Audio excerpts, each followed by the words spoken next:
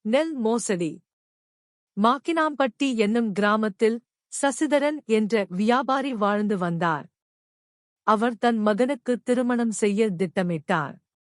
அவருக்கு உற்றார் உறவினர்கள், நண்பர்கள் அதிகம். திருமணத்தின் போது அதிகம் பேருக்கு சாப்பாடு போட வேண்டி வருமாதலால் மொத்தமாக நெல்லை வாங்கி அரிசியாக்கி பயன்படுத்தலாம் என்று நினைத்தார் வியாபாரி. அதே ஊரில் நிலம் வைத்து விவசாயம் செய்யும் பண்ணைக்காரர் ஒருவர் இருந்தார். அவரிடம் சென்ற வியாபாரி, ஐயா, என் மகன் திருமணத்திற்காக ஒரு மூட்டை நெல் வேண்டும். நல்ல நெல்லாக கொஞ்சம் மலிவான விலையில் கொடுங்கள் எனக் கேட்டார். நல்ல நெல்லாக தருகிறேன் என்று கூறிய பண்ணைக்காரர் வீட்டுக்குள் சென்று ஒரு கூடையில் கொஞ்சம் நெல்லை எடுத்து வந்து காண்பித்து, இந்த நெல் மிகவும் உயர்ந்த ரகம். இதையே வாங்கிக் கொள்ளுங்கள் என்றார். அது நல்ல நெல்லாகவே இருந்தது. ஆகவே வியாபாரி அதையே வாங்கிக் கொள்வது என தீர்மானித்து விலையே கேட்டார்.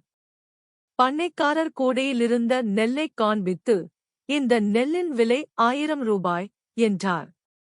வியாபாரி உடனே 1000 ரூபாய் பணத்தை கொடுத்து, பண்ணையாரே, நெல் மூட்டையை உடனே வீட்டுக்கு அனுப்பிவிடுங்கள் என்று கூறி வீட்டுக்குச் சென்றார்.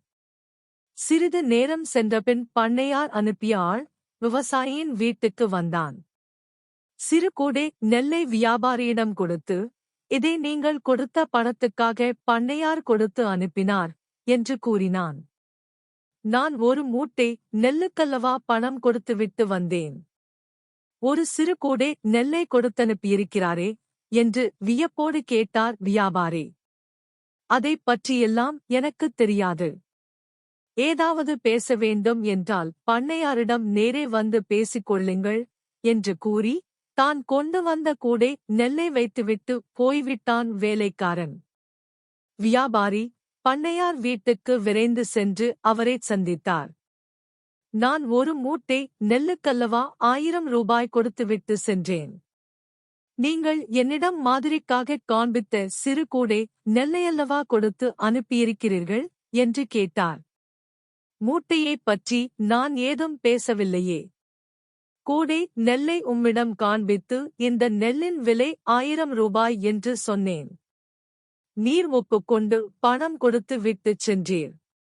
அதன்படி ஒரு கூடை நெல்லை கொடுத்தனுப்பினேன் என்றார் பண்ணையார்.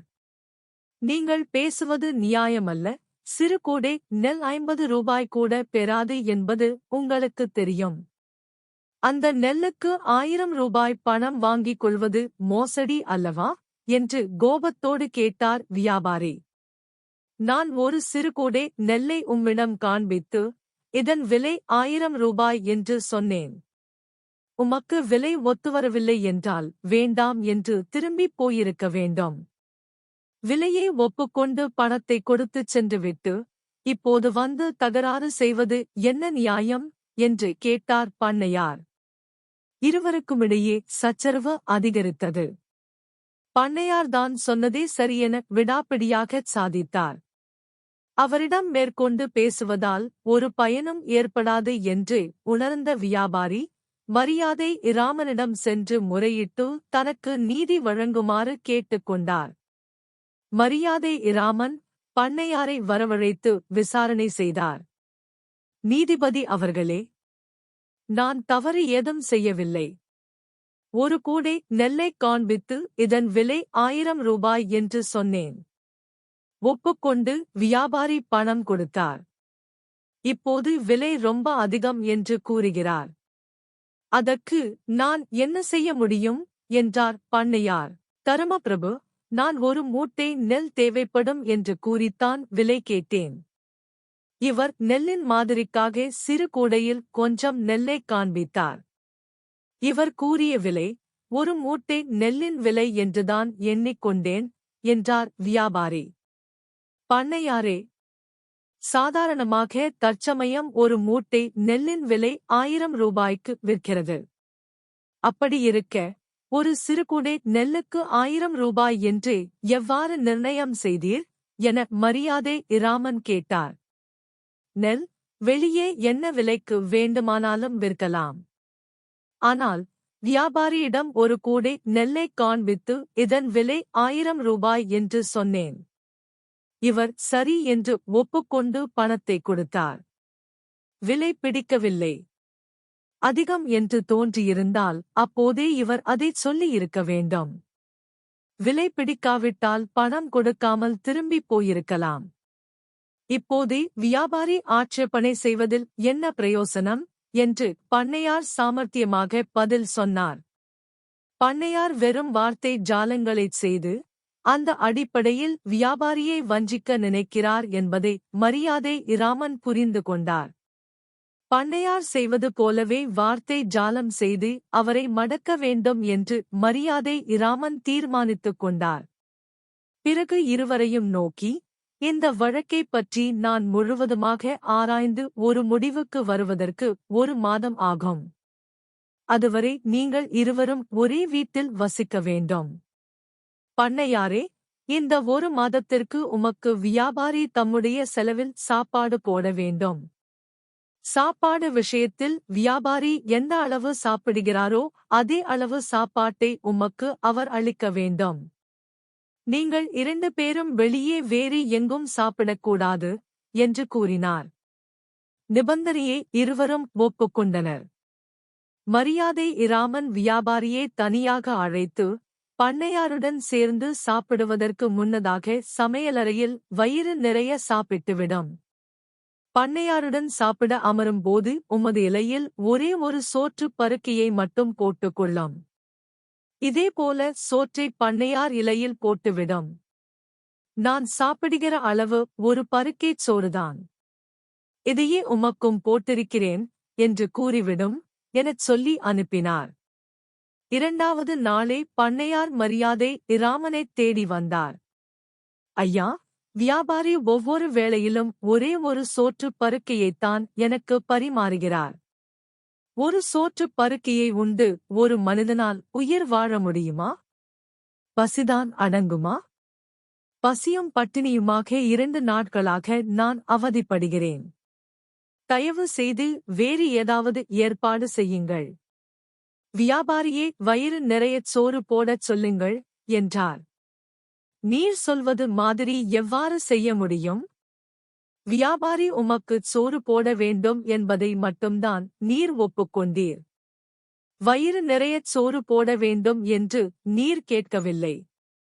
அதனால் மிச்சமிருக்கும் நாட்களை அந்த ஒரே ஒரு சோற்றுப் பருக்கையை உண்டுதான் ஆகஸ்ட் வேண்டும் என்று கூறினான் மரியாதை இராமன்.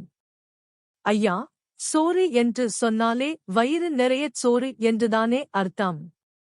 ஒரு பருக்கை சோற்றைப் போட்டுவிட்டு முன்பே சொல்லவில்லையே என்று கேட்பது நியாயமா என்று பரிதாபமான குரலில் கேட்டார் பண்ணையார்.